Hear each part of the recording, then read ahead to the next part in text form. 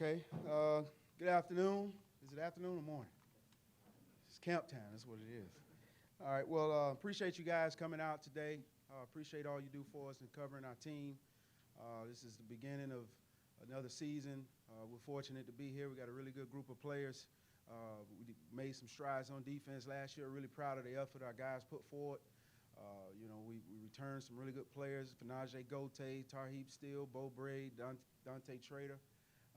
We brought in some good players out of the portal as well. So, we're trending in the right way for far as coming out of the spring into the summer and ready and set to have a prosperous fall camp, staying healthy and getting better and developing. With that, I'll open it up for any questions. Brian, welcome in. Dave Preston, WTOP Radio. Second year as the defensive coordinator, even though you were co-before you've been with this program for a while. What do you feel you can do in year two as far as building what you guys defensively maybe you weren't able to do last year? Well, the first thing is we can give our guys an opportunity to play in the same system they played in the year before, kind of correct the things we didn't do well, enhance the things we did do well. It's just more confidence when you're able to operate that way. You develop more cohesiveness. It helps to bring the younger players along faster because you have more people in the room, more people on the field that know what's going on. So they can kind of spread their wealth and knowledge to everyone that, newcomer, whether it be a guy out of the portal or a freshman coming in. So we look forward to improving on the things we didn't do as well last year, and again, enhancing the things we did well. Hi, Coach. Simon Bugs, CTV News. In your opening remarks, you touched on the transfer portal and how you got some great guys.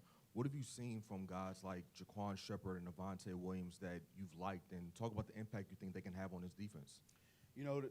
Obviously, their ability to play the game and their length, their size, the fact that they've done it before. They hadn't done it here, but they've been in programs before and understand how college football works. And then the other thing that's really impressive is their willingness to come and be a part of what we're doing. I think they saw it they saw it from afar, obviously being at other schools, and now they're here. They're indoctrinated themselves and getting into our playbooks, getting into how we go on dress the field, how we take the field, how we come off the field, just the little things. I think those things go a long way. Whenever you're bringing players in that have been in other facilities and coached by other coaches, when you bring them into your facility, then their willingness to adapt goes a long way, and those guys have really shown that.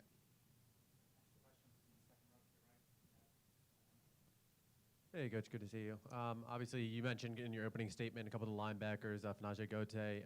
With the linebackers as a whole, obviously they return a lot of key pieces, and with the defensive line, replacing all three starters, how big is it to kind of have three veterans right behind them? Yeah, so our linebacker core is the strength of our defense in terms of the experience that they bring back and the talent. Fanaje, Ruben, Jay Sean, Caleb, Jeremy. All those guys have played meaningful snaps and done a really good job, and it helps. It helps for them to be able to, again, come back and play in the same system. They're more confident in recognizing formations, and, they're the quarterback of the defense. So they have to get us lined up.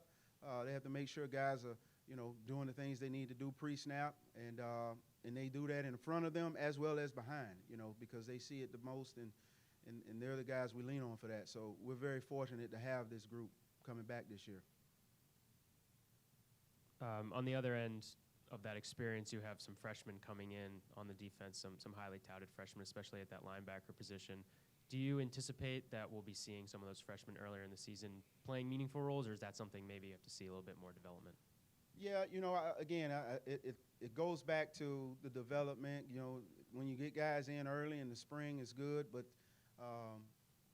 the way Coach Locke's structures our practice regimen and how we go about getting reps, I think it gives guys a chance to develop first on special teams, really getting a chance to make the bus in that regard.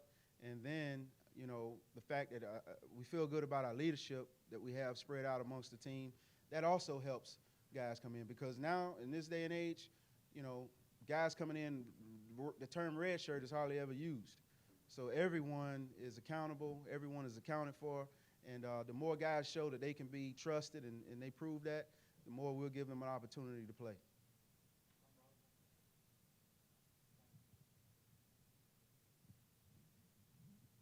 Coach, there's a good possibility that the 5 defensive backs that stayed on the field most of last year are all going to end up in the NFL. What makes this such a great place to be a defensive back? Well, for one, we got really good coaches. Coach Baker does a really good job with our corners. We got Coach Spavital here now coaching our safeties. And then the fact that I think we play multiple coverages. We play press man on the outside. We play off man. We play every zone on the man. We play a lot of man coverages, and we mix it up. So it gives our guys a chance to, show their abilities doing different schemes and techniques. And then, just the level of accountability we hold in that position. We depend on those guys. We obviously have to play against really good players in this league.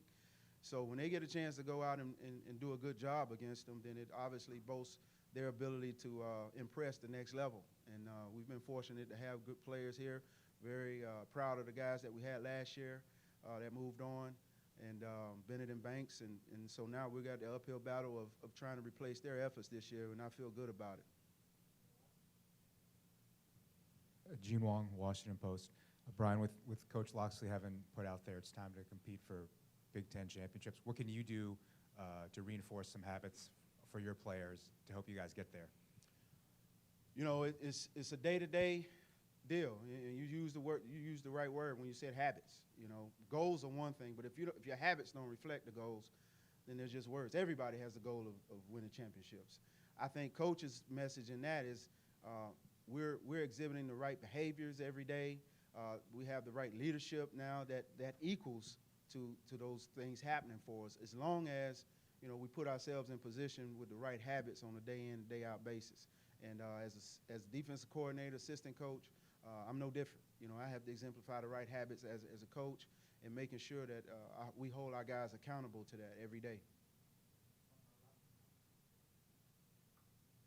Hey, how's it going? Scott Green, Rivals.com. You touched on some of the newcomers, like Williams and Jaquan, coming from some FBS programs. But, you say, look at a guy like Donnell Brown, coming from the FCS level. Mm-hmm. What's the adjustment like, and what are kind of the expectations for a guy like that? Donnell did a really good job prior to getting here, and he's done a really good job in the offseason, in the summertime, really coming in and, again, being one of those guys that has adapted and really bought into the little minute things that we do on a day-to-day basis for success.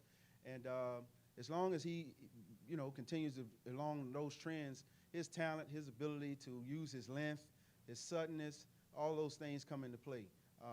But the biggest thing is knowing what to do, how to do it, and why it's important.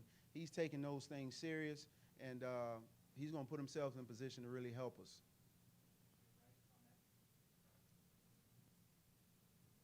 And kind of drilling into your position specifically, obviously we talked about, just Tommy A Johnson, both those guys coming back, but just with, the portal additions that you'd mentioned, Trey Colbert and then Jordan Phillips, just kind of curious, with both those guys getting here in January, how do you feel like maybe they've kind of both assimilated, maybe on the field through workouts and whatnot, but then you touched about on leaders. I'm kind of curious, if you feel like Jordan Phillips is kind of early on taking on that role. Absolutely. Jordan has a lot of leadership qualities. He works extremely hard, and I think that's the first thing. When guys see a guy come in and, one, adapt to how we're doing things, and then apply his work ethic to it, and, he's not afraid to, let guys know when they're not getting it done, and then at the same time, if someone sees him not getting it done, and he takes it. So trust is built, and when that happens, it happens fast for a guy, for us with a guy like Jordan, because he's come in and bought in. Trey got here this summer. He's a fifth-year guy, senior, understands it, and he's very appreciative for being here, and he's a hard worker as well. So biggest thing, again, all these guys have come in and earned the trust of their peers, earned the trust of our team, and we're believing in them now, and we're just ready to roll. Alyssa Mir, UMTerps.com. You mentioned the DBs earlier, bringing back Tariq, Bo, Dante, who've all played a ton of football here. How much does it help your defense having them as kind of the nucleus of the secondary this year? Goes a long way. Those guys have seen it a million times. We bring in some really young freshmen that are athletic, that are doing it for the first time. So, you know, they can shed their light and their knowledge on those guys tenfold, and they don't have a problem doing it. They're good players, they're good people, and they believe in what we're doing. And anytime, you know, the speed of the pack is determined by the speed of the leaders. So we're going to go as fast and hard as they go, and we're going to believe in them and trust in that they'll continue to do the things they've been doing. So we're very fortunate to have those guys back.